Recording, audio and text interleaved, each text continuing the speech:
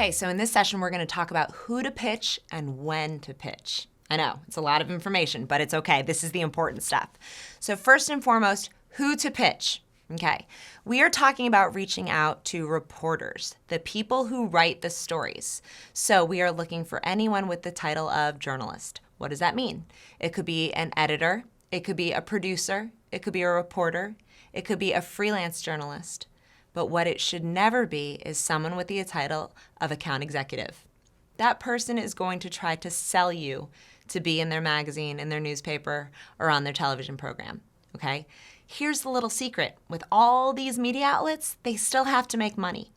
And so they have people that work for them that are trying to sell as many ads as they can.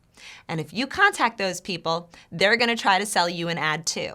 So you don't want to be reaching out to anyone who's trying to sell you anything. Again, we talked about this. Everything we want to do is free. So if someone's trying to sell you something, you reached out to the wrong person. This includes the publisher. Okay, a lot of times at some of the local magazines, the publisher is also the editor, so you want to be careful and not necessarily reach out to that person. Find the reporter who's writing the stories, and it's really easy to do. Every story has a byline. Every article that you read in the newspaper, there's somebody's name written underneath it, that person who wrote the story. Every magazine, same deal. The editor's name is listed on the page that they edit. Same with television. Who's the reporter reporting on the story? That's a good person to start with. So make sure you know who is reporting on the information. Who are you reaching out to? You are reaching out to the people who are reporting the news, okay? One thing that we're never going to do is send out the same pitch to 500 people. We don't do that. It doesn't work in today's world. You can't send an email with a blind copied pitch. Every pitch that you create to a journalist is going to be custom created just for them. So you're going to reach out to the journalist at your local paper and say, "Hey, so-and-so, I saw your recent story about XYZ, and I thought you might also be interested in hearing about what we're doing." Okay? That pitch is perfectly crafted, so you know you're reaching out to the right person.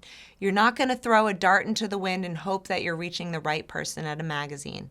You've got to do your homework. You've got to read the magazine that you're trying to pitch. You've got to watch the TV show that you're trying to reach. And on that same note, I want you to pay attention to where your customers are. Okay, just because you personally love that magazine and read that magazine doesn't mean that your customers are reading that magazine. These stories take a long time to land. So you don't want to put all the work in and none of your customers are actually reading that magazine, okay? Blogging was huge a few years back, right? Everybody was a blogger. Everybody was a mommy blogger, okay? Well, if nobody's reading those mommy blogs, does it really matter? Now, on the flip side of that, if you know that your customers all are loyal fans of one particular blog, then by all means, pitch that blogger. Go after that one person. If you know all of your customers are reading Travel and Leisure magazine, then that's where you need to be. You need to spend your time and effort figuring out how can I get into that magazine. But whatever it is, you're not going to have a wish list of 500 publications. You might have a wish list of 20 when all is said and done, and that's a good place to start. In today's world, freelancers are golden, okay? The majority of the people that I pitch in today's world are not on staff at newspapers or at magazines. They are freelance journalists. And the cool thing is, freelancers are really easy to find, okay? Remember our friend Google? Google is awesome. You can find anything you need on Google, including freelance journalists. So a lot of times, I will use a few very strategic keywords. I will Google freelance travel writer, freelance food writer, freelance whatever. And you'll have to dig through a few pages. You might find a few hits that come up that aren't relevant, but ultimately you're going to start seeing people's names. People's names and their personal websites are going to come up because freelance journalists have to promote themselves the same way anyone else does. It's just whether or not you're actually looking for them. And then go to those websites and check out some of their recent work. Recent work is key. You don't want to spend the time and effort working with a freelance journalist if they haven't contributed to anything recently. But if they have, they might be your new best friend. Remember, freelance journalists make a living by selling their stories. So they're not only going to try to sell your story if they're interested in it once, they're going to sell it 2 and 3 times. They're going to tell your story as many times as they possibly can. Here's a little inside tip to working with freelancers. If you represent a destination or a restaurant, don't insist that they come on assignment. Assignments are very hard in today's world. And the really good journalists are going to get them. But a really good journalist can't get an assignment for a place that they've never visited. If they can't tell somebody why they need to write about it, they're not going to get the assignment. And any good journalist can't pitch something that they haven't experienced firsthand. So don't require a letter of assignment. This requires you to do your homework and know that this journalist is worth your investment, to bring them in and to put them up and to show them around, and know that they're going to wind up selling a story about you. Okay? Your job is not to say to them, I need to know that you're going to get us featured in Condé Nast Traveler in the Wall Street Journal. It doesn't work that way. Okay? So you say to a freelancer when they come back and say to you, thanks, but I can't pitch somewhere that I've never been before. We'd love to host you. When do you want to come visit? Okay, so let's talk about when to pitch. There's two sides to this. First and foremost, we talked about how media takes a long time. I can tell you right now that I spoke to the editor of Better Homes and Gardens last week, and she was telling me that they have already shot their stories for 14 months from now. They work that far in advance. A lot of times they're shooting in season for the following season. So if they're shooting an autumn story, it's not going to run this year, it's going to run next autumn. So you need to keep that in mind when you're pitching your stories. Now, local media work obviously on shorter deadlines, but you need to keep this in mind if you have a big picture idea. If you want to be featured in Better Homes and Gardens, or you want to be featured in Travel and Leisure or in Southern Living, they may be working up to a year in advance, sometimes even longer. So keep that in mind when you're crafting your ideas, but also keep in mind that there are those shorter opportunities, thanks to websites. In today's world, there's also travelandleisure.com, which runs totally independently of the magazine. They have a separate staff, a separate editorial team, and separate story opportunities. So while Travel and Leisure might be working 6 months out already, the website might only be working 6 days out. And so you need to kind of think of both sides of the story. Are you pitching for next week? Are you pitching for next year? And so there's always multiple story ideas that you're pitching. So keep that in mind and come up with an annual calendar of the pitches that you want to send out. When we talk about from a business standpoint, when do you want to pitch? Well, there's always a good time to pitch. Seasonality is great. Are there holidays coming up that you might have something that works for? Is there a major occasion that you have something that's relevant for? Wedding season, the holiday season, Halloween, whatever it may be. Seasonality is great. A timely hook is always a good time to pitch. Are you doing something new in your business that a journalist should know about? New is the single best word that you can tell a journalist. They always want to know what's new. They don't want to talk about something that hasn't changed in 3 years. They don't want to talk about something that everybody else has already talked about. What's new? Why should I cover it right now? That's always a good time to pitch a journalist, when something is new. The big thing here is you don't want to wait until it's too late. You don't want to be late to the party and not have something new anymore because it's old news. But you don't want to wait until your business is suffering. The point of this is that PR takes a long time. Earned media coverage doesn't happen right away. You can't pay for it, so it can't happen tomorrow. You've got to wait for it. And you've got to know that it's going to help your bottom line, but it's not going to help it immediately. Somebody might read the Oprah magazine and see your brand featured in there, and they might tear that out and save it for their anniversary a year from now.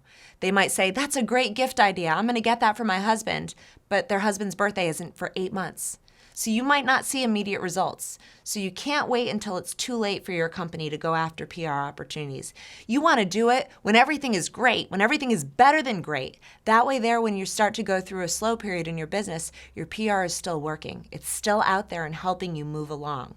And don't cut PR. That's not the first thing you should cut when things go sour. If you're doing it and you're doing it right, this is all going to work like a snowball. Keep pushing that snowball up the mountain, because eventually it's going to accumulate and grow into a beast and just start rolling. And when it does, that's when you're going to see this constant traction of journalists calling and saying, we want to feature you, we want to talk about you. Think about Greenville as our great example of that again. Nobody was calling Greenville to feature Greenville, and now everybody wants to feature Greenville, and we're literally having to turn people away. But it wasn't that way. It was constantly pushing it up the hill for a long time until that momentum got there. So don't wait until it's too late. Start now.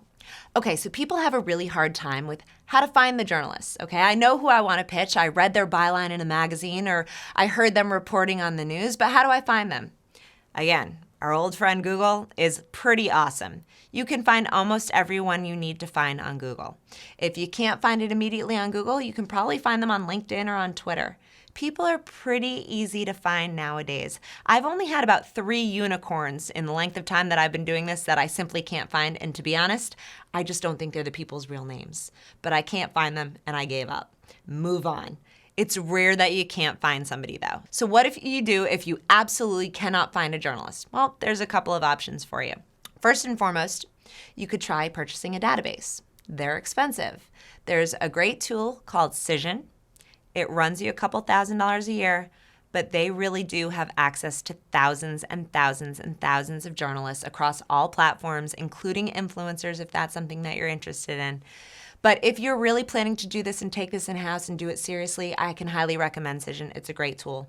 Another great tool, there are some very specific databases that you can purchase, like the holiday gift list, that'll specifically tell you which outlets and which journalists are working on holiday gift lists every year. You know, the holiday gift guides in major magazines, both on local levels and on national scales, are huge. Everybody looks at those gift guides to decide what's cool, what's new, what should I get for somebody.